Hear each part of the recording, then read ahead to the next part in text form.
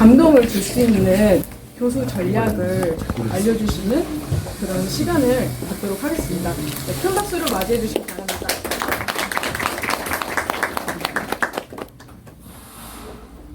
예, 안녕하세요. 인사드리겠습니다. 저는 서울대학교 행복연구센터에서 교육팀장으로 있는 홍명입이라고 합니다. 제 강의를 항상 모니터링하기 때문에 지금 녹화를 하고 있습니다. 특히 오늘 제가 준비한 주제는 여기 작년 2018년도 한 해만 한 40여 개 대학에서 강의를 했는데 처음에 서울대학교에서 강의를 했었어요. 근데 그 강의가 교수님들이 많이 도움이 되셨다고 해서 소문이 났던 것 같아요. 제 강의 오늘 소개해드리는 제가 한 4가지 정도 핵심 원리를 소개해드릴 건데 그 중에 한두 가지만 한 학기에 한두 번 가볍게 사용해 보셔도 아이들 반응이 많이 달라진다는 걸 아마 체감하실 수 있을 겁니다. 제 강의를 듣고 작년에 수강 후기를 자율적으로 올린 학생인데 이 친구는 전공이 간호학이에요. 자기 전공에서는 아주 정답이 확실한 것만 다루고 정답을 맞추는 게 중요했는데 제 강의에서는 끊임없이 이제 이런저런 생각을 뒤집어주는 그러니까 프레임을 바꾸는 연습을 많이 했던 거죠. 그래서 그걸 끝나고 나니까 되게 신선한 충격이었고 자신의 그 살아가는 방식이 좀 달라졌다 이런 이제 의견을 올리는 거죠. 이런 학생들이 꽤 많아요. 그래서 대학원 수업에서 제 수업 들은 학생들은 제가 작년에 이 나이에 주례를 2번 나섰어요.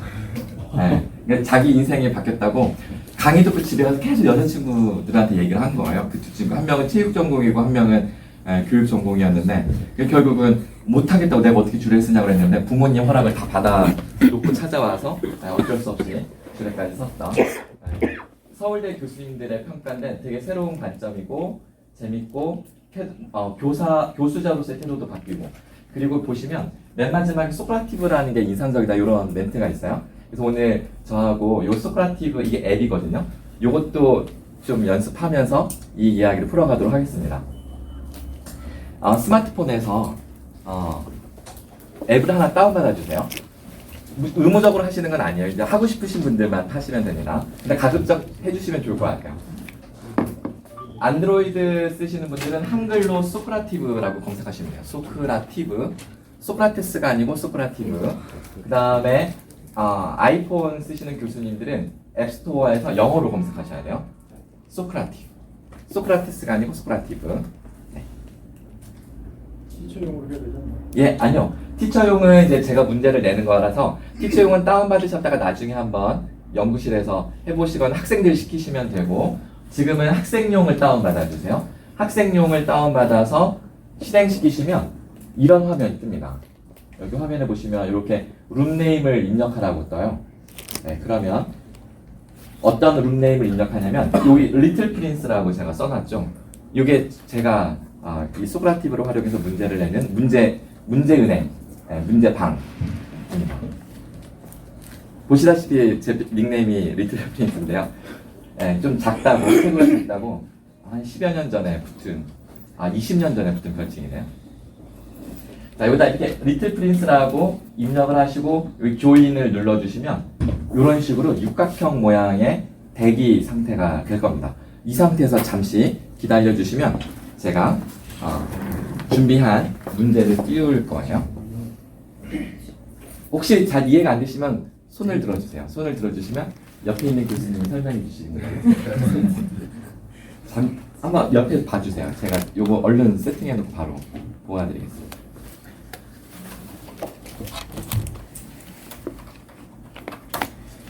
컴퓨터에서는 www.socrative.com 이렇게 한 다음에 로그인해서 저는 이제 티처 로그인을 해야 되겠죠? 티처 로그인을 하고 이게 사용법이 되게 간단해요. 그래서 이메일 주소만 쓰면 누구든지 회원가입을 하실 수 있습니다.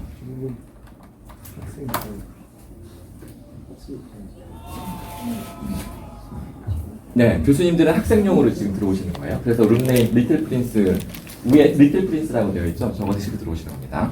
그럼 저는 제가 이제 미리 오늘 수업을 위해서 준비해 놓은 퀴즈를 실행할게요. 여기 보시면 제가 만들어 놓은 퀴즈가 되게 많아요. 네. 그리고 제 수업에서 매주 쓰기도 하고요. 여기 감동교수 전략이라고 해서 다른 대학에서 한 것들도 이렇게 쭉 있습니다. 자, 그러면 저는 오늘 요거를 선택해서 열어보겠습니다. 네. 자, 제가 문제를 띄웠기 때문에 교수님들 스마트폰에 이 문제가 같이 떴을 거예요. 엔터 유어 네임이라고 네, 뭐였어요? 먼저 닉네임을 입력하세요. 닉네임이요? 네, 문제를 풀기 전에 제가 이름을 입력하시라고 설정을 해놨어요. 그래서 닉네임을 입력하시고 실명을 입력하셔도 되고요. 그리고 나서 이 문제에 답을 하시는데 제가 잠깐 설명을 드릴게요. 한 학기 동안 강의를 열심히 하시고 나서 학기 말에 기대하시는 성과가 있을 텐데 다음 A, B, C 중에 내가 진짜 궁극적으로 원하는 성과는 A인가 B인가 C인가 선택을 해주시는 겁니다.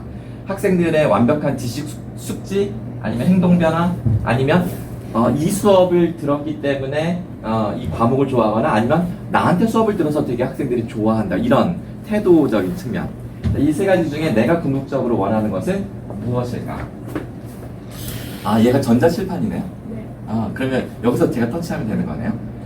지금 보시면 25분 중에 12분이 응답했다 이런 건데요. How do we do라는 이 주황색 버튼을 제가 누르면 실시간으로 교수님들 답변이 이렇게 막대그래프로 나와요. 그러니까 교실에서 학생들과 수업할 때 뭔가 이렇게 생각해 볼 만한 퀴즈나 어떤 실험 연구 결과를 소개하기 전에 너희들이 먼저 예상해봐 뭐 이런 식으로 해보면 되게 재밌습니다. 특히 학생들이 어떤 그 심리에 대한 이런 의견을 물어볼 때는 막대 그래프가 막 늘었다 줄었다 하는 걸 보면서 되게 재밌어해요. 지금 보시면 A, B, C 중에 C가 상대적으로 좀 많네요. 사실 다른 대학에서 제가 강의를 하면 C가 거의 한 60~70% 나와요. 네. A하고 B는 적은데 그래도 여기 우리 서울과학기술대학은 국립대의 전통이 있어서 그런지 약간 교과서적인 답변을 좀 할 수 있지 않았나 생각이 듭니다. 사실 저도 전공이 학부는 컴퓨터공학을 했고요. 대학원에서 이제 교육공학 석사 박사를 했는데 이 프로그램 오늘 주관하는 곳도 교수학습개발센터인데 이 교수학습개발센터에서는 교수님들께 대학 평가를 늘 앞두고 수업 지도와 실러버스를 작성할 때 학습 목표를 쓰라고 하고 이 지식 목표나 요 행동 목표를 꼭 쓰시라고 하지만 사실 저게 궁극의 목표라면 굳이 내가 안 가르쳐도 나보다 훨씬 잘 가르칠 사람들은 되게 많아요. 요즘에 뭐 무크 시대이기도 하고 내가 교단에 서야 되는 이유를 하나, 정당성을 하나 찾는다면 학생들이 이 과목은 나한테 듣고 싶어 하기 때문에 라는 이런 정도 이유가 있어줘야 내가 강의를 하는 보람이 있지 않을까라는 생각이 드는데요. 그러니까 이 의견에 대해서 혹시 공감을 하신다면 이게 C죠. 이걸 공감하신다면 오늘 제 강의가 의미가 있을 거라고 생각을 하는 겁니다. 왜냐하면 이 C를 목적으로 오늘 제가 준비한 내용이기 때문에 물론 A하고 B도 중요해요. 중요한데 우리가 C라는 중요한 목표를 한번 생각해 보자. 자, 제가 4문제를 준비했는데요. 2번, 3번, 4번을 풀면서 오늘 제 강의의 핵심이 포인트가 먼저 나올 겁니다. 근데 이걸 문제로 풀어보는 겁니다. 자, 두 번째 문제는 어떤 부동산 투자 사기꾼이 저한테 접근을 해오는데요. 당연히 처음엔 모르죠, 사기꾼인지. 근데 A 유형이 있고 B 유형이 있습니다. 두 유형 중에 내가 사기를 당한다면 나는 A 유형한테 넘어갈까? B 유형한테 넘어갈까? 골라주세요. 자, A는 아주 구체적이고 논리적이고 객관적인 근거들을 아주 디테일 가지고 저한테 공략을 하는 거고요. B는 되게 어설퍼요. 근데 이름만 들으면 누구나 알 수 있는 그런 사람들도 투자했다라고 하면서 야, 그럼 너도 안 할 거야? 이런 식으로 접근하는 겁니다. 자, 30명 중에 응답을 열심히 하고 계시네요. 자, 한번 열어보겠습니다. 짠. 아이고. A가 압도적으로 많네요. A가 B보다 이렇게 압도적으로 이 표를 많이 얻는 그 수강생 집단이 교수님들만 그래요. 다른 기업이나 제가 이제 대기업이나 혹은 또 젊은 세대 혹은 그냥 교사들 소위 생활력 있는 사람들은 다 B를 선택해요. 이게 한 80% 정도 나와요. 근데 지금은 A가 거의 70%에 육박하는데 실제로 그러니까 사람들 설득 심리학 전문가 혹은 사기 이 분야에 대해서 좀 일가견 있는 전문가들에 따르면 사기꾼들이 쓰는 전략은 B입니다. 근데 재밌는 것은 사기를 당한 사람들은 A 유형으로 접근해왔기 때문에 자기가 사기를 당했다고 믿어요. 그러니까 B 전략으로 접근해왔는데 당하는 사람은 A 전략으로 당했다라고 믿게 됩니다. 이게 바로 사기의 기술인 거죠. 네. 왜 그런지 오늘 제 강의에서 비밀을 풀어드리도록 하겠습니다. 여기 앉아. 의자가 없어요. 그러셔도 되네요. 네. 잘 보이세요? 자, 여기서 여기 이제 넥스트 버튼 요거 누르면 되죠? 네. 자, 이제 3번 넘어가나요? 왜 안? 넘어갔네요. 자, 높은 산을 힘들게 등산해서 드디어 정상에 올랐다. 다음 두 가지가 우리가 보통 등산을 하는 이유인데, A는 내가 저 목표 정상에 도달할 거야. 그러니까 이미 예측하고 성취한 사건이고요. B는 예상하지는 않았는데 뜻밖의 어떤 그 쾌감이에요. 제가 지난 추석 연휴 때 친정도 안 가고 처갓집도 안 가고 저희 집도 안 가고 제주도를 갔어요. 저희 가족이 다. 그래서 한라산 백록담에 올랐습니다. 태풍이 지나가고 나서 얼마 되지 않은 때라서 진짜 구름 위에 이 솟구쳐 오른 백록담 올라갔다 내려와서 정말 신비로운 경험을 하고 왔는데 저희 애들은 계속 또 가자고. 네. 그때 이제 경험했던 예측하지 못한 사건도 있고요. 그리고 저 백록담 정상에 올라갈 거라고 이미 예상하고 올라간 이 두 가지가 있습니다. A는 목표 성취감이고요. B는 생각지 못했던 사건에서 오는 짜릿함인데, 자, 이 두 가지 중에 벌써 응답을 다 하셨네요. 내가 이 산을 다시 온다면 다시 오는 이유는 A일까 B일까? 그러니까 두 가지가 기쁜데 어떤 것 때문에 더 기쁘다, 이걸 선택하는 겁니다. 자, 교수님들의 반응은 그쵸, 이 경우는 이 정상적으로 답변을 하시네요. 우리는 이렇게 뜻밖의 사건에서 오는 기쁨이 우리의 태도를 변화시키는 그 임팩트가 되게 강한데, 이미 예상을, 그러니까 기대를 하게끔 만들어주고 목표를 성취시켜주는 거는 그다지 태도 변화에 효과적이지 않습니다. 그런데 우리 교육학자들은 전통적으로 수업 시작하기 전에 학습 목표를 먼저 제시하고 학기 말에 시험을 봐서 자, 네가 목표 대비 이만큼 달성했어, 이게 점수를 주면서 성취도를 확인시켜 주잖아요. 그런 식으로 접근하는 거는 그다지 교육적 효과가 별로 없습니다. 사실은 오늘 제 강의 내용이 제 박사 논문이기도 한데요. 제가 박사 2002학번인데 주제를, 이 엄한 주제를 고르는 바람에 2014년에 졸업을 했어요. 그러니까 12년을 맨땅에 부딪힌 거죠. 왜냐하면 태도를 변화시키는 효과적인 전략들은 제가 대학원에서 공부했던 전통적인 그 교수법이나 전략들과 정반대로 가야 되는 것들 투성이었던 거죠. 그러니까 이게 논문에서 디펜스가 잘 안 되니까, 논리적으로 이게 이 설명이 잘 안 되니까 그 근거를 찾느라고 거의 10년 헤맸던 기억이 있습니다. 그 중에 하나가 또 이거예요. 아까 사기 전략도 그렇고 얘도 그렇고 하나 더 남았습니다. 자, 이제 보험사에서 설문을 실시하는데요. 그 설문지가 이렇게 두껍다고 해볼게요. 자, 그러면 그 이제 두 골목, A 골목, B 골목 뭐 이렇게 나와서 여기는 뭐 샤로수길, 여기는 가로수길 이렇게 하는데, 한쪽에서는 이 고객이, 손님들이 지나갈 때마다 고객님 안녕하세요, 저 A 보험사 뭐 20년 기념으로 이벤트 나왔는데요, 이 설문 좀 해주시겠어요라고 이제 이 부탁을 하는 건데요. 가로수길에서는 어떻게 하냐면 5,000원을 먼저 주고, 그리고 일단은 그냥 이벤트니까 막 줘요. 5,000원을 막 남발합니다. 그리고 그 뒤에서 오늘 이거 설문지 해주시면 저희가 되게 유용하게 쓸 수 있습니다라고 부탁을 하는 거예요. 순서 아시겠죠? 돈을 먼저 주고 설문을 부탁합니다. 그 다음에 이쪽 샤로수길에서는, 샤로수길 어딘지 아세요? 가로수길 이름을 따서 서울대학교 낙성대 쪽 샤로수길이에요. 그 샤로수길에서는 5만원짜리 상품권을 손에 딱 들고, 저희 이벤트인데 이 설문에 응답해 주시면 저희가 이 5만원 상품권을 드립니다, 이렇게 교환해서 해야지 주는 거예요, 5만원을. 그러면 어떤 경우에 설문 응답률이 더 높았을까요? 네, 실제 실험을 했고 그 결과는 나와 있습니다. 교수님들의 예측은 어느 정도 맞는지 확인해 볼까요? 자, 교수님들의 예측은 이렇게. 이거 예민하네요. 역시 교수님 답습니다. 정답은 A입니다. 네. 정답은 A. A가 2배 이상 응답률이 높습니다.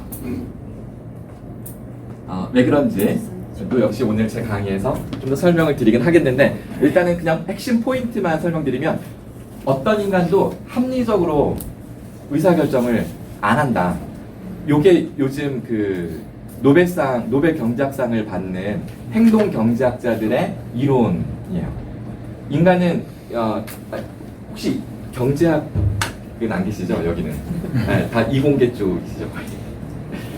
네, 계셔도 제가 공자 앞에서 문자 쓰는 거니까 그냥 모른 척 해주세요. 우리가 보통 경제학 정통 경제학의 기본 가정은 인간이 소비 활동할 때 합리적으로 소비할 거라는 걸 기본 가정을 까는데, 근데 실제로 소비 활동을 하는 걸 보니까 전혀 그러지 않다. 그래서 이것을 면밀하게 연구해 보니까 인간은 되게 직관적으로 의사결정을 많이 하더라는 거죠. 그래서 경제 이론을 그러니까 기본 가정을 다시 설정을 한 겁니다. 합리적 의사결정한다라는 인간관을 가지고 경제 이론을 만든 게 정통 경제학인데, 그 학자들이 이제 관료가 돼서 정책을 펼치면 막 금융경제 위기 터지고 우리나라 IMF가 막 이랬던 거죠. 그래서 이제 이론이 완전히 바뀌었는데 제가 예를 들어볼까요? 가성비 혹시 따지시는 교수님 한번 손 들어볼까요? 쇼핑할 때 다 가성비 따진다. 많이 하시네요. 앞에 앉으시는 이유로 왜 가성비를 따지시나요? 간단히. 후회가 적죠. 후회가 적으니까. 교수님 후회 없어요. 돈이 없어요.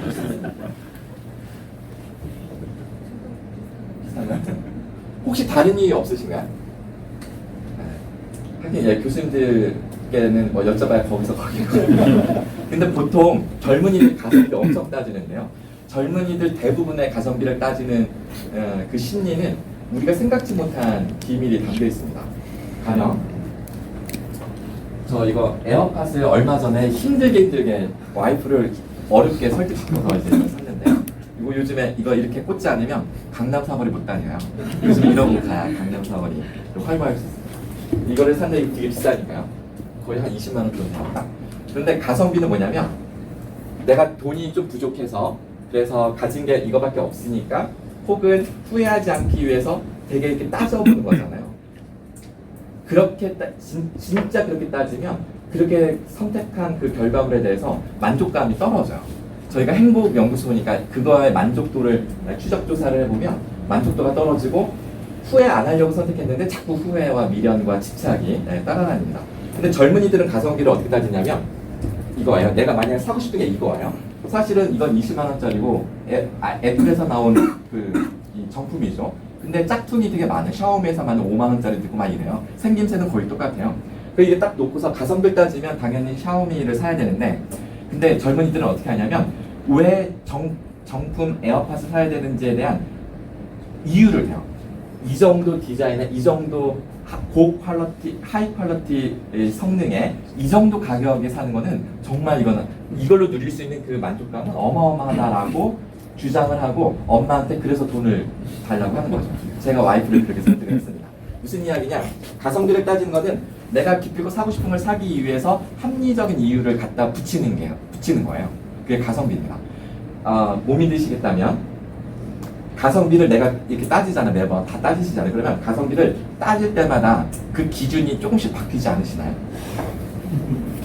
그쵸. 네. 그게 바로 내가 사고 싶은 걸 사기 위해서 어떻게든지 이유를 만들어내는 합리화의 과정이었다.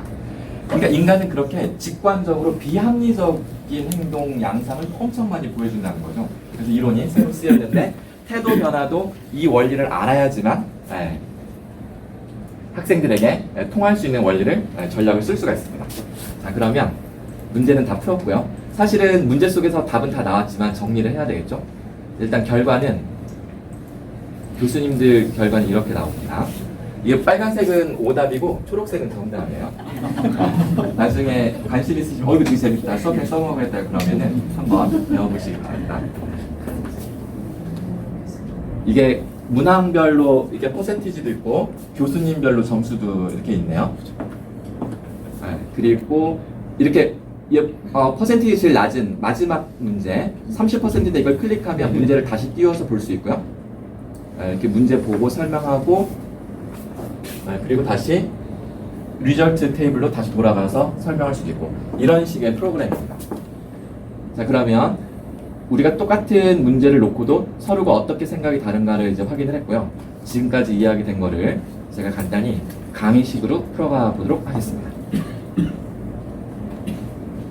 네. 요게 주제죠.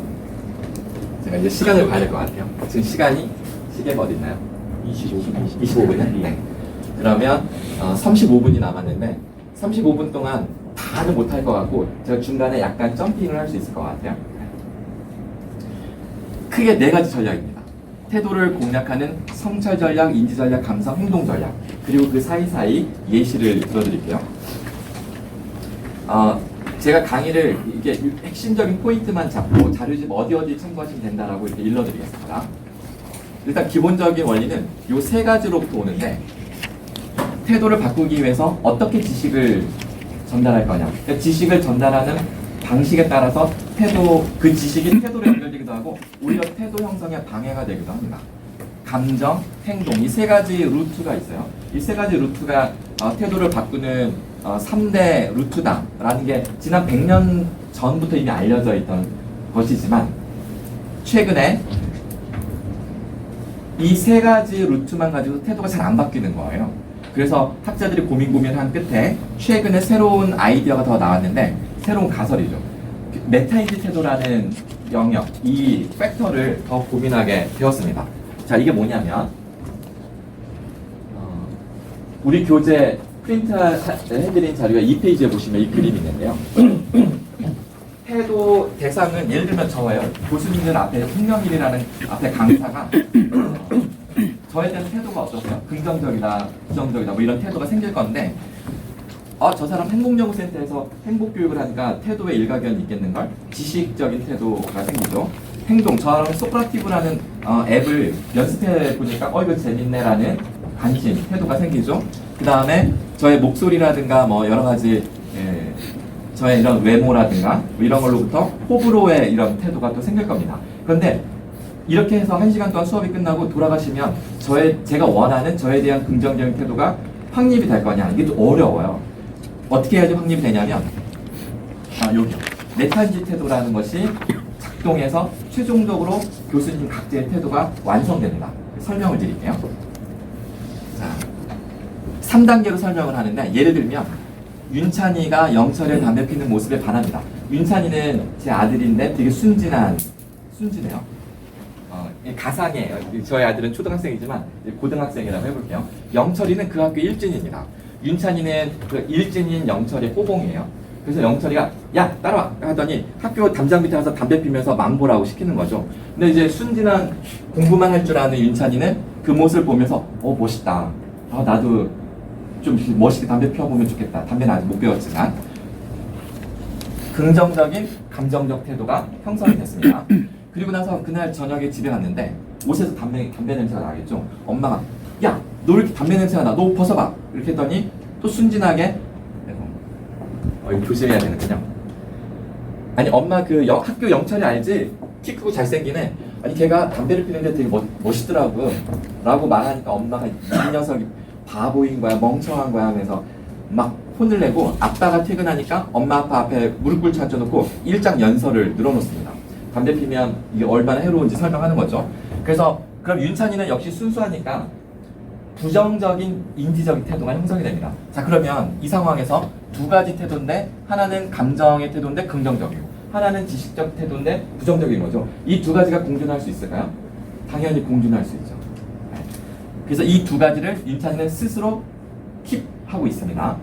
그런데 한 달 내내 이렇게 혼났다. 엄마 아빠로부터 한 달 내내 혼나면 윤찬이도 이제 계속 생각을 해보고 돌이켜보면서 그래 흡연은 감정은 일순간이야. 이거는 안 좋은 것 같아. 라고 해서 스스로 자신의 태도를 확립하게 됩니다. 자, 그러면 이 태도 변화의 과정을 거치는 동안 자신의 태도를 어떤 태도를 선택할지 말지를 누가 결정하냐면 결국은 주인은 본인이라는 거예요. 윤찬이가 스스로. 이 영역이 메타 인지적인 태도 영역이라고 새롭게 이론이 제안이 되었습니다. 훨씬 더 설명력이 높아지는 거예요. 그래서 이 관점에서 태도 전략을 과거에는 요 3가지 전략만 썼는데 최근에 성찰 전략까지 합니다. 그래서 오늘 저는 성찰 전략 먼저 설명드리고 그리고 나서 나머지를 포인트 바이 포인트 이렇게 설명드리겠습니다. 자, 성찰 전략은 아주 간단합니다. 되게 가장 근원적이고 어려운 문제이지만, 하지만 이 성찰 전략을 쓰는 원리는 되게 단순해요. 기본 가정을 흔들어 놓기만 하면, 그러면 일단 거의 50%는 먹고 들어가는 것이다. 자, 기본 가정이라는 건 뭘 말하냐면, 모든 사람은 자기 인생에 어떤 이론을 가지고 살아갑니다. 다 자기 삶에 이론이 있어요.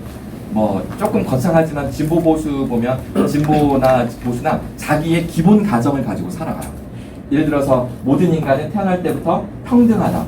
그 평등, 공평, 공정성을 강조하는, 그러니까 평등하다라는 그 가정을 딱 선택한 사람은 자연스럽게 진보로 갈 거고요. 모든 사람은 능력대로 사는 것이다라고 하게 되면 당연히 자연스럽게 보수로 가겠죠. 기본 가정을 뭘 선택하느냐에 따라서 그 논리를 따라가면 자연스럽게 자신의 이론이 만들어지게 되는 건데, 자, 내가 진보인데 보수의 이 어떤 친구의 기본 가정을 흔들어 놓기만 하면 이 친구는 내 편이 될 가능성이 이제 커지는 거죠.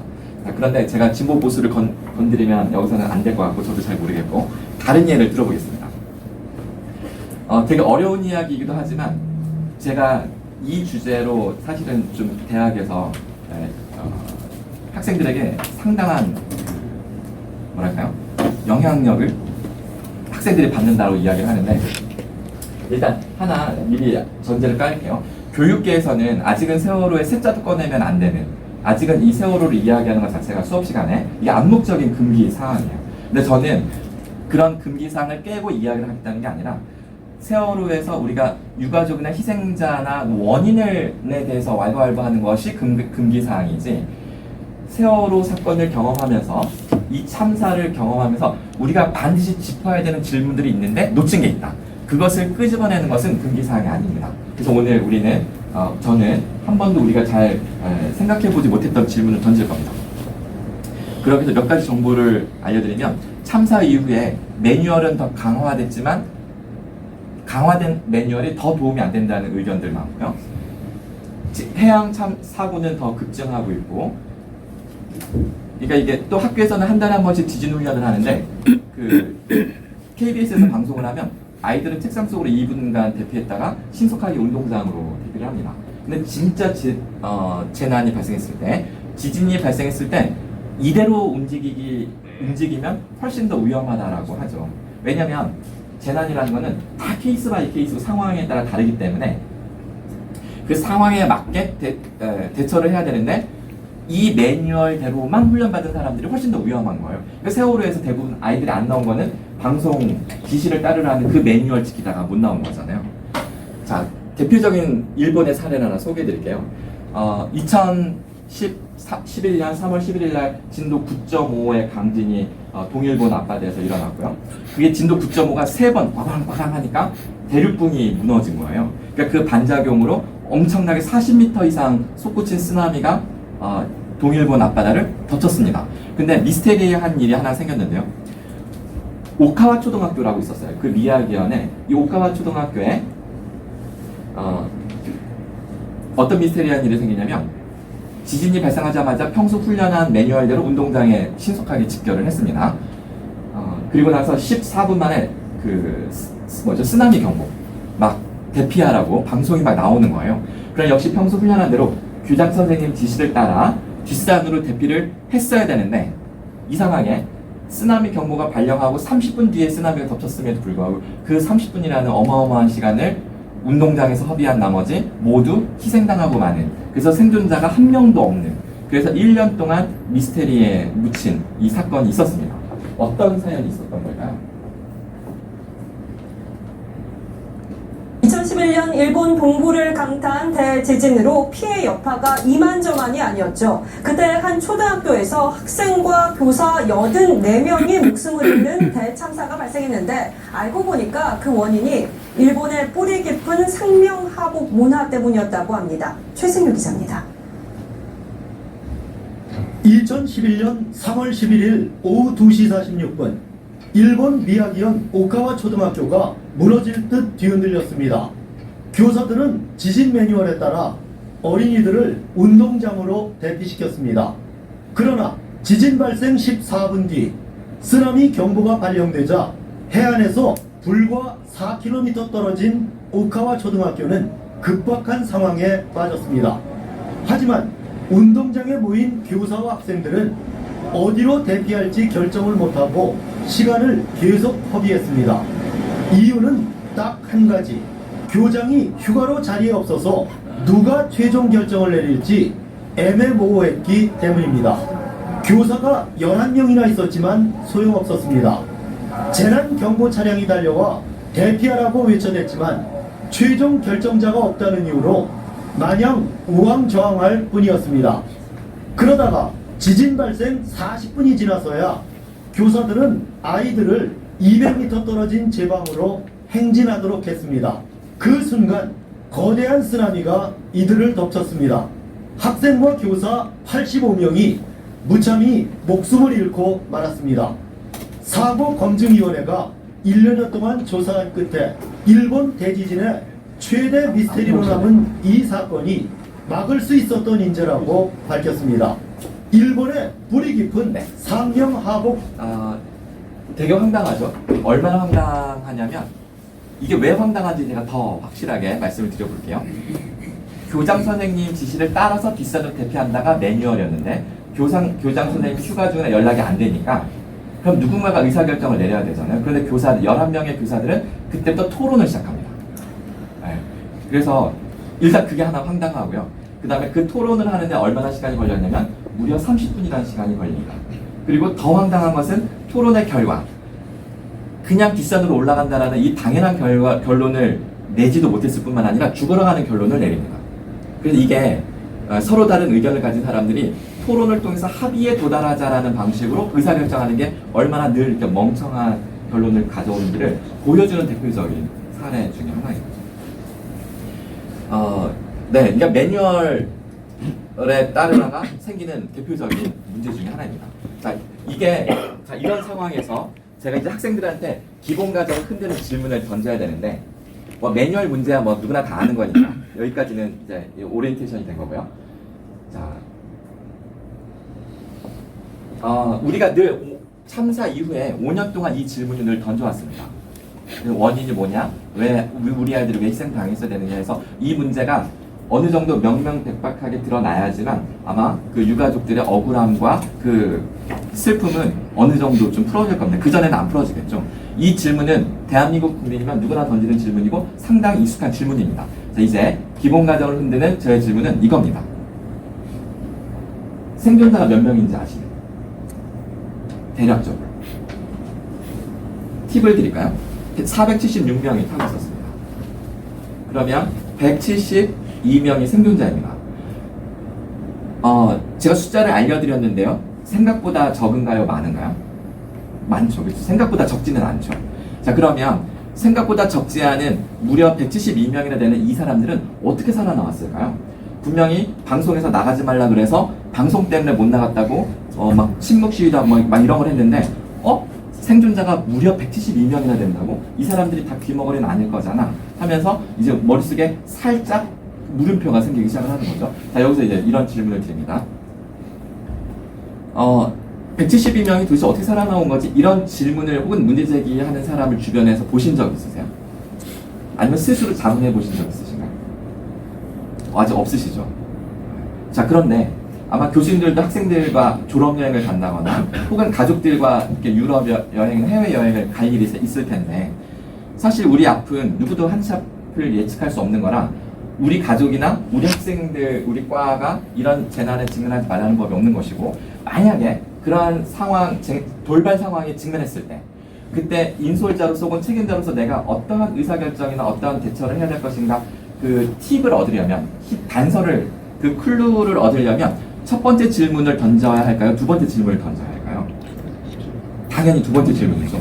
우리의 예측할 수 없는 미래를 위해서 우리가 소위 학습이라는 것, 즉 경험이라는 것을 하려면 반드시 두 번째 질문이라는 걸 던져야 되는데 우리나라 대한민국 교육계는 오피니언 리더들은 5년이 넘도록 이 두 번째 질문을 상상조차 못하고 있었다는 사실이 가히 충격적인 것이 아닌가 라고 해놓고서 그럼 이제 막 특히 제 강의 듣는 학생들이 예비교사들, 사범대 학생들이기 때문에 그래서 교사로서 되게 아이들이 되게 흔들립니다. 되게 멍해지는 거죠. 한 번도 들어본 적이 없는 이야기니까. 몇 가지 더 이야기를 조금만 더 드려볼까요? 그 세월호 이후에 그리고 그 다음 2015년도 메르스를 겪으면서 위험행이라는 단어가 되게 부각이 됐었는데요. 우리가 너무 시스템에 익숙해지다 보니까 예를 들어서 이게 신호등이 있으면 신호등만 보고 운전을 하는 거죠. 그래서 제가 그 인천에서 강의하고 신촌으로 1시간 만에 이렇게 이동하는 스케줄로 강의를 할 때였는데 막 급하게 가다가 신촌 다 왔어요. 신호등 앞에 딱 빨간불 보고 섰습니다. 그리고 학생들한테 카톡방에 이제 막 공지하다가 고개를 딱 들어보니까 파란불로 바뀌어서 얼른 핸드폰을 옆에 집어던지고 악세사를 꾹 밟았습니다. 근데 쿵 제가 앗! 하고 깜짝 놀라는 순간 앞차를 꽝 박았는데 앞차는 좌회전 깜빡이 켜고 대기 중이었던 거죠. 이게 1차선이 좌회전이었는데 이 범퍼가 확 밀려 들어갔다가 나오고 앞에 차도 덜컹 해가지고 애기랑 엄마랑 막 울면서 나오고 막 난리가 났었어요. 라디에이터 그립 다 박살났습니다. 근데 저는 이제 막 갑자기 아내한테 빨리 이걸 알려야 되겠다. 왜냐면 경제권을 쥐고 있는 아내한테 제가 이제 깨지기 때문에 되게 독해요. 경상도 여자 AB형의 황소 고집스러운 황소띠의 3종 세트를 갖고 있는. 그래서 제가 자수를 했습니다. 어떻게 했냐면 얼른 강의실에 와가지고 학생들 발표를 시켰어요. 일단 제가 막 숨을 고르면서 막 뭐라고 했냐면 너무 걱정하지만 그냥 흔히 사고가 약간 뻥을 쳤어요. 그러니까 흔한 접촉사고가 나는 곳이래. 그래서 걱정하지 마 라고 하고 이렇게 얘기를 했더니 안 돼. 네. 그랬더니 갑자기 자기는 그냥 다 그 차만 수리해. 사고를 1년 만에 한 번씩 내는 운전에 문제가 있는 거야. 그래서 제가 갑자기 화가 나가지고 나 안 다쳤냐고 왜 안 물어? 내 상태 모르고 그래? 얼굴이 지금 되게 빨개졌어요. 운전에 대해 항상 말하지. 내가 문제가 매번 반복이잖아. 운전의 상태가 어딨어? 조심해야지. 문제를 인식하지 못하고 자기 방어하는데 그러지 마. 문제는 생명이야. 이게 1분마다 보내는 거예요. 1분. 차로 얼마나 많은 일과사고를 냈는지 스스로 자각을 좀 해. 신혼 때부터 그러니까 반복이잖아. 본인은 문제를 인식하지 못하고 모순된 강의를 하고 가니까. 마치 무슨 드론을 띄워놓은 것처럼 제가 뭐 하고 있는지를 다 본 것 같아요. 그러면서 한 번 더 차 가지고 문제 생겨봐 망치로 깨버릴 줄 알아. 이렇게. 그래서 제가 그냥 포기하고 스마트폰을 끄고 고개를 딱 들고 학생들 발표 내용이 그때서 들어왔는데요. 이 친구들이 위험행을 발표하고 있었던 거예요. 그래가지고 제가 앞에 나와서 이 메시지를 보여주면서 이게 오늘 내가 지금 이걸 경험했다. 신호등만 의존하다가 순간 내가 방어운전 같은 거 이런 것들 이건 감히 내 감각을 떠놓고 있었던 거죠. 그런 것도 있어요. 요즘 교차로를 다 회전교차로로 바꾸잖아요. 신호등이 있는 교차로와 신호등이 없는 교차로에서 어디가 더 체증이 많이 걸리냐? 평균적으로 하면 신호등이 있는 교차로가 교통체증이 더 많이 걸려요.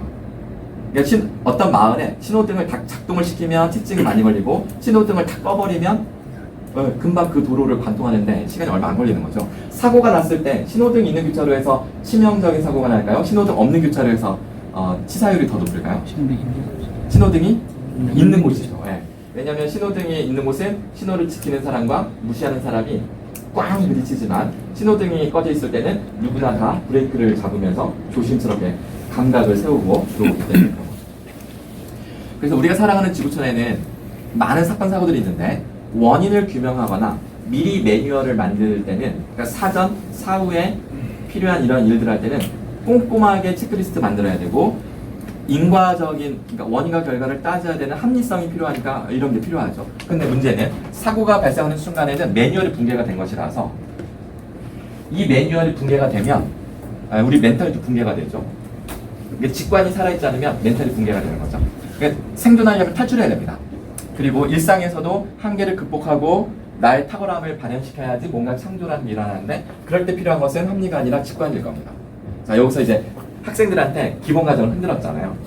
제가 흔든 기본과정을 방점을 찍어야 되잖아요. 그 흔들어 놓은 것에 대해서. 그래서 마지막 던지는 질문은 인간은 과거를 삽니까? 현재를 삽니까? 미래를 삽니까? 그럼 학생들이 현재요. 그치. 그러면 만약에 내가 지금 어느 순간 사고를 당했다. 지금 사고가 발생하고 있다. 그럼 난 역시 사고가 발생하는 그 시점에 현재 존재하는데 미리 대비했어야 되는 것은 사전에 썼어야 되는 것이고 원인을 따지는 것은 사후에 할 일인 것이고 하지만 지금 내가 당장 해야 될 일은 나한테 필요한 무기는 이쪽이다. 여러분들은 지금까지 대학생이 되거나 대학원생이 될 때까지 이쪽에 대해서 배워본 교과가 있었냐라고 이제 묻는 거죠. 그러면 그런 게 없었다. 그러면 우리가 정작 필요한 아이들의 손에 쥐어줘야 될 무기를 전혀 가르치지 않고 있다라고 이제 생각을 하게 되는 거죠.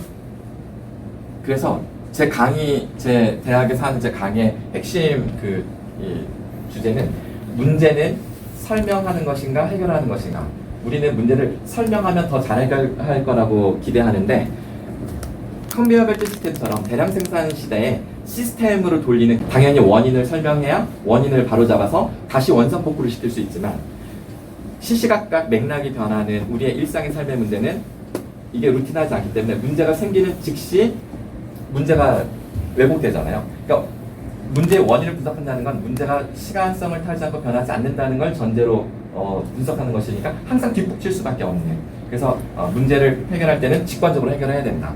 그리고 그렇게 직관적인 캐릭터를 가진 사람들이 소위 스티브 잡스나 이런 사람들이고 막 이렇게 사례를 들어주는 거죠. 그러면 이제 학생들이 엄청나게 기본 과정이 흔들렸기 때문에 이 교수님이 도대체 무슨 또 얘기를 하려고 하나 한 학기 끝까지 쫓아오는 거예요. 그래서 되게 제 강의는 학생들이 졸업하기 전까지 가끔 이렇게 만나면 최고의 강의였다라고 합니다. 기본 과정 하나 제대로 흔들어 놓으시면 돼요.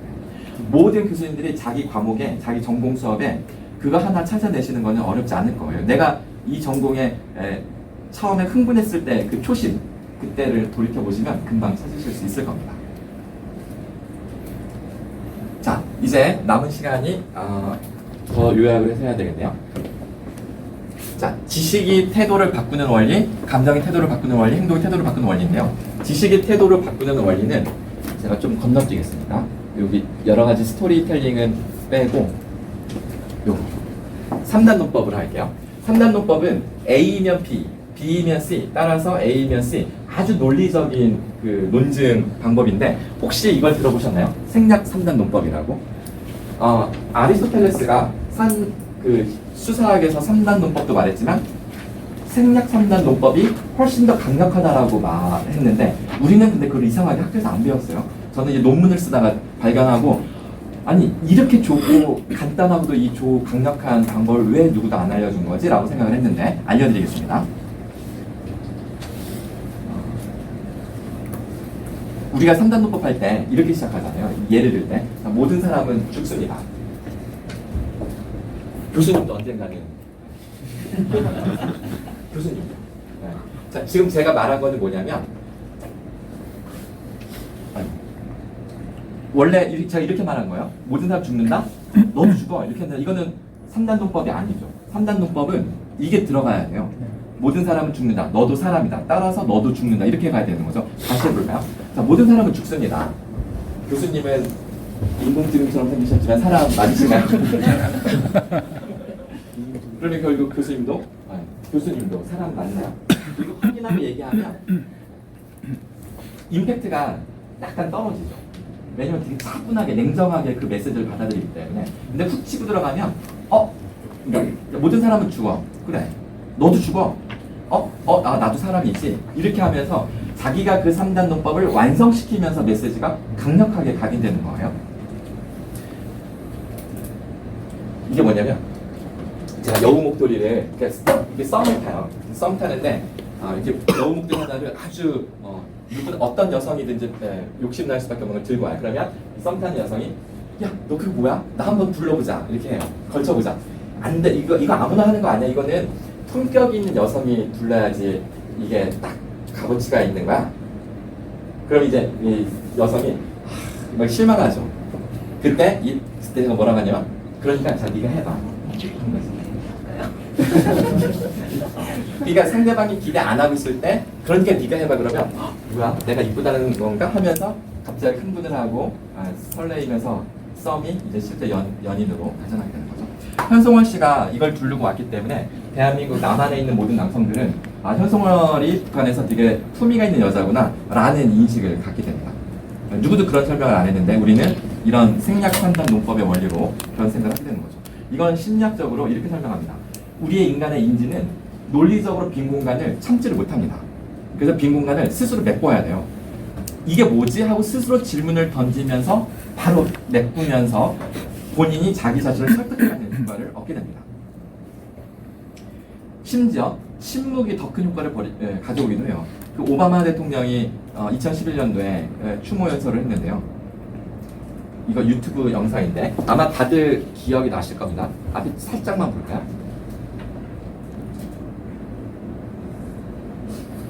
자, 이 장면인데요. All of us, we should do everything we can do to make sure this country lives up to our children's expectations.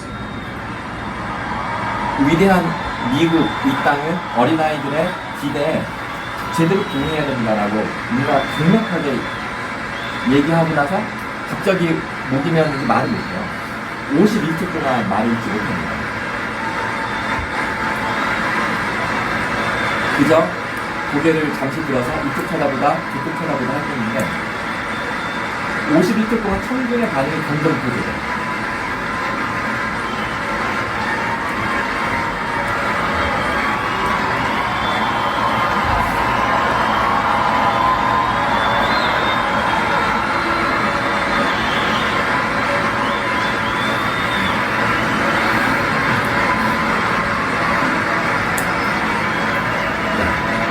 As has already been mentioned, Christina was given to us on September 11th, 네. 2001. 다시 감정을 추스리고 이야기를 이어갔는데 이 연설이 끝나자마자 미국의 모든 언론, 심지어 해외에 있는 모든 언론은 미국 역대 대통령 연설 중에 최고의 감동적 연설이었다라고 극찬을 하는 일이 생기는 거죠.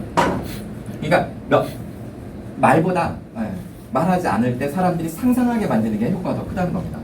그 저희 선배 교수가 저희 서울대 교수학습개발센터 연구 교수 하시던 분이 미국 미시간 대학에 방문 교수를 갔어요. 우리 교육공학 전공자들은 교수과 컨설팅을 하니까 가서 컨설팅을 하는데 어떤 젊은 교수가 10년 넘게 강의를 했지만 강의 평가가 5점 만점에 3.5밖에 안 나온다고 하더래요.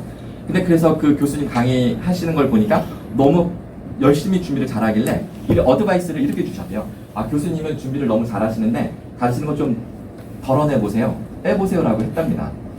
사실 교육공학 전공한 사람들이 이렇게 어드바이스 할 일이 전혀 없어요. 왜냐면 이거는 저희 이론에 없는 거거든요. 어쨌든 하기 이렇게 했어요. 그러면서 그 다음 학기에 그대로 했던 이 교수는 4.97 거의 5점 만점을 기록하는 기적이 일어나는 거죠. 그러면서 자기가 가르치는 내용을 덜어내고 여백을 만들어 놓으니까 거기서 많은 것들을 깨닫게 되고 본인의 교수법에 대한 패러다임이 바뀌는 것 같았다. 뭐 이런 식의 이야기를 합니다. 심지어 이렇게 되면 내가 모르는 걸 학생들이 질문해도요.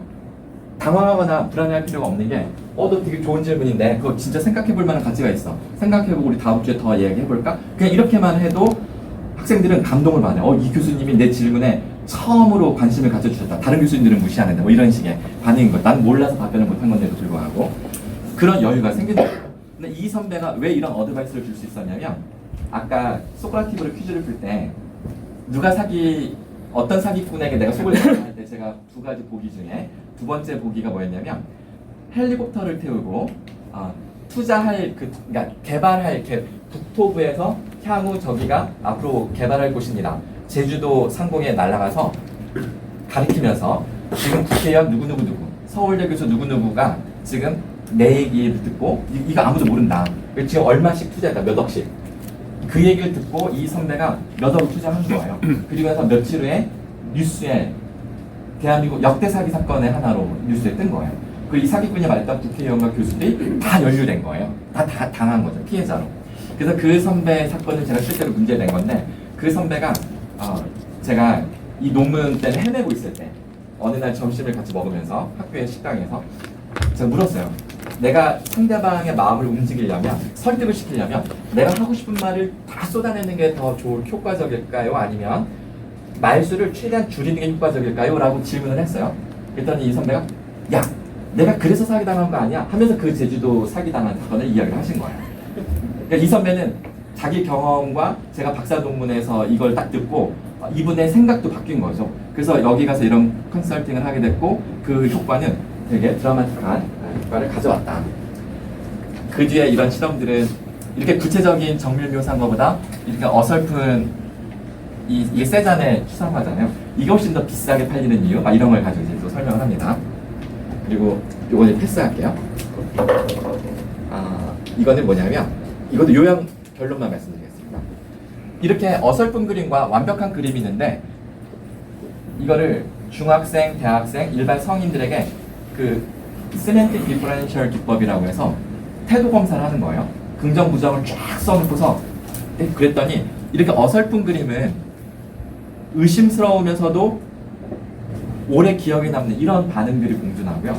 이렇게 완벽한 그림은 되게 신뢰로운 느낌과 함께 오래 보기 싫은 이런 느낌이 공존합니다. 그럼 교수님들은 학생들에게 어떤 컨셉으로 다가가시는 게 좋으시겠어요? 당연히 둘 다 왔다 갔다 하는 게 좋은데 평소에는 이 어설픈 모습, 저 교수님은 되게 어설퍼. 근데 이렇게 매력이 느껴지지? 근데 시험 때는 이렇게 완벽한 신뢰를 주는 모습, 시험 준비를 시켜준다거나 뭐 이런 거 할 때 이렇게 스스로 이렇게 변신을 하실 줄 아셔야 합니다. 자, 그거를 제가 미켈란젤로도 설명을 하지만 전신을 보여주는 것보다는 아주 구체적인 디테일을 보여주는 게 훨씬 더 감흥이 있다. 이런 거요. 미켈란젤로 다비상이 이렇게 디테일이 강력하다는 걸 혹시 아셨나요? 제가 이탈리아 그 피렌체 그 아카데미아 박물관 가서 망원렌즈를 들고 다녔거든요. 이렇게 크잖아요. 멀리서 이렇게 보니까. 근데 가까이 가니까 이렇게 안 보여요. 그래서 줌 렌즈를 쫙 당겼어요. 그 순간 제가 심장이 멎는 줄 알았어요. 전혀 예상치 못했던 이 아주 세밀한 묘사를 본 거죠. 이것도 그 미켈란젤로가 한 번에 돌을 깎아 들어가서 한 번에 만든 거잖아요. 그죠? 네. 그러면 이렇게 전체적인 모습을 보여주는 것보다 이렇게 디테일한 모습 몇 컷을 보여주는 게 훨씬 더 태도 변화에 효과적이다. 뭐 이런 이야기입니다. 자, 이제 마지막으로 요거 하나 설명드리고 마칠게요. 감정이 태도를 바꾸는 전략. 제 생각에는 한 5분, 12시 5분 좀 넘어갈 것 같습니다. 이게 저는 오늘 제 말씀드린 거 다 잊어버려도 요것만 기억해 주셔도 좋겠다는 저의 욕심이 있어요. 뭐냐면 아까 등산할 때 예측하지 못한 그 경험이 되게 짜릿하고 내가 이 산을 또 찾게 되는 이유라고 했는데 그게 도파민의 원리로 보통 설명이 됩니다. 도파민은 보상이 주어지면 반응을 하는 거예요. 그래서 이 반응이 우리의 쾌감으로 느껴지고 그 자극을 계속 추구하게 되는 거죠. 그런데 여기 잘 보세요. 미리 예측 단서가 주어져도 도파민이 반응합니다.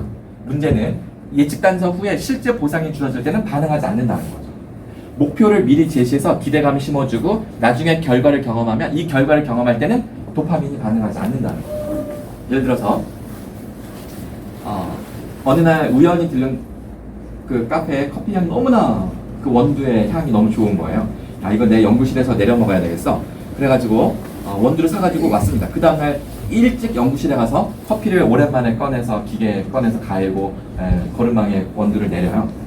하지만 도파민은 반응하지 않습니다. 이상하네. 어제 그 맛이 안 나네. 역시 바리스타가 해야 되나?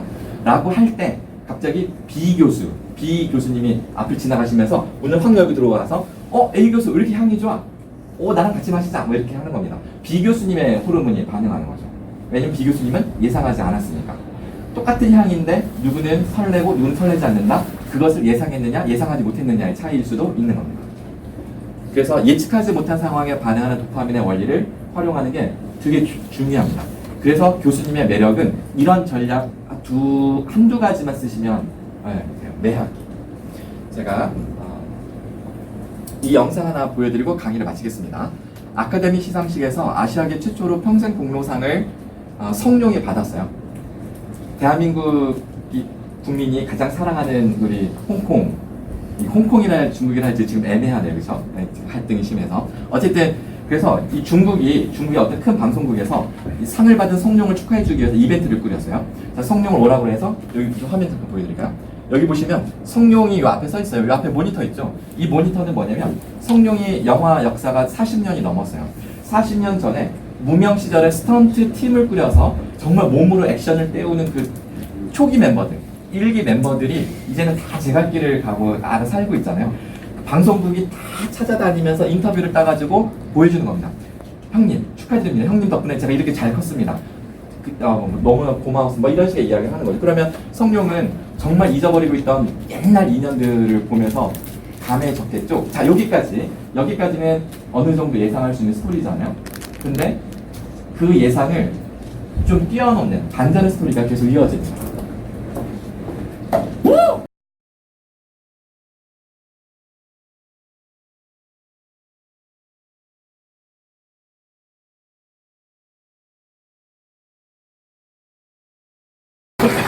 네, 이제 마무리할게요. 이게 예측을 깨는 상대방의 반응에서 감동을 받는데 이게 쌍방향 효과가 있어서 간단한 저의 에피소드 하나 소개해드리면 명절 때마다 봉투에 내가 얼마씩 이제 새 돈을 줘야 이게 좀 아내를 이렇게 다독거릴 수가 있잖아요. 근데 그럴 때마다 저희 아내가 얼마나 기뻐하는지 세상을 다 얻은 것처럼 되게 행복해하는 거예요. 저는 그러니까 내가 예상한 것보다 너무나 행복해하니까 저도 되게 또 기분이 좋은 거예요. 그러니까 조금씩 액수가 늘어나면서 지금은 저희 이제 거의 잔고가 바닥이 난 거예요. 그리고 최근에 깨달았어요. 아 이거 내가 당한 거 아닌가 이런 생각이 들거든요. 그래서 학생들이 뭔가 행동을 하거나 말 한마디 반응 보였을 때 야 나 네 목소리 처음 들었다. 너 괜찮네? 뭐 이런 식의 반응을 많이 해요. 감각적으로. 그러면 이 친구가 이 교수님에 대해서 매력을 느끼고 또 반응을 하겠죠. 그래서 서로가 서로 감탄을 해주면 시너지 효과를 내는 전략입니다. 이게 이제 감정이 태도를 바꾸는 원리인데 우리는 여태까지 이걸 통제하라고 했지 기대를 미리 심어주라고 했지 근데 실제는 기대를 떨어뜨려야 돼요. 중간고사 어렵게 내서 학점 이번 학기 학점 불렀어 라고 한 다음에 기말고사를 좀 무난하게 내잖아요. 그럼 이제 몇몇 학생들은 성적이 올라가잖아요. 그럼 몇몇 학생들은 강의평가 점수 엄청 좋아지고 나머지 학생들도 몇몇 학생들이 좋아하니까 이 수업이 원래 좋은 수업이구나 내가 못해서 그렇지 하면서 강의평가가 잘 나올 수밖에 없습니다. 꼭 그렇게 한번 이제 곧 다음 주 중간고사인데 한번 그렇게 조절을 해보세요. 기대감을 가지고 조절하시는 겁니다. 근데 행동 전략은 아까 제가 설명드렸으니까 이제 바로 이 마지막 정리자 공표로 딱 끝내겠습니다. 자 여기 보시면 일단 성찰을 위해서 여백을 만들어라. 그리고 기본 가정을 흔드는 질문을 던져라. 자, 이게 출발점이고요. 자 지식은 많이 주는 것이 능사가 아니라 줄여라. 특히 핵심 메시지는 숨길수록 좋습니다. 아까 제가 미켈란젤로 다비드상의 디테일을 보여드린 건 그 디테일을 늘어놓으라는 뜻이 아니라 그 디테일 몇 컷만 딱 보여주고 나머지를 숨기는 거예요. 그러면 야 이건 나머지는 안 봐도 야 대박 이렇게 생각을 하게 되는 거죠. 더 이상적으로 상상하게 돼 있습니다. 그리고 이렇게 생략 기법을 쓰라는 것이고 감정은 예측하지 못한 반전 그리고 일부러 기대감을 낮췄다가 다시 만족을 시켜주는 방식으로 해서 상대방의 심리를 좀 이렇게 조절하는 요령이 필요합니다. 그리고 마지막으로 행동은 일단은 행동을 먼저 하게 하는 거예요. 5,000원을 먼저 딱 주고 그럼 기분이 좋아진 상태에서 이렇게 받았잖아요. 그리고 나서 설문을 해달라고 그러면 해주게 돼요. 심리가. 근데 5만 원을 줄 테니까 먼저 해주세요 그러면 아니 그깟 5만 원 안 받고 말지 이렇게 생각할 가능성이 되게 큽니다. 일단은 행동을 유발해야 됩니다. 그러려면 작은 습관부터 조금씩 일단 나랑 같이 해보자. 그 학생들 지난주에 배운 거 오늘 수업하기 전에 꼭 복습을 했으면 좋으시겠잖아요. 근데 쪽지 시험 보면 애들 나 이런 쪽지 진짜 짜증나 이러면서 막 컴플레인을 대놓고 해요. 근데 이 소크라티브 앱을 써서 복습을 퀴즈를 내시잖아요. 아무도 컴플레인 안 합니다. 요즘 아이들에 맞는 그리고 그거를 몇 번 한 격주 간격으로만 해도 아이들은 복습이라는 게 생각보다 효과가 있네? 그러면 이게 습관이 돼요. 태도가 바뀌는 거죠. 그래서 스마트 앱을 적절히 사용해서 루틴을 만드는 건 전략입니다. 네, 그래서 태도를 공략하는 전략이 사실은 우리 경험 속에 다 있었던 건데 이것을 잘 정리를 해서 한두 가지씩 해보시는데요. 여기 맨 뒤에 보시면 제가 정말 유치할 정도로 아주 심플한 원리를 제가 넣어놨어요. 19페이지부터 19, 20, 21, 21페이지에 보면 실제 대학 강의에 아주 단순한 몇 가지 기법들을 해놨습니다.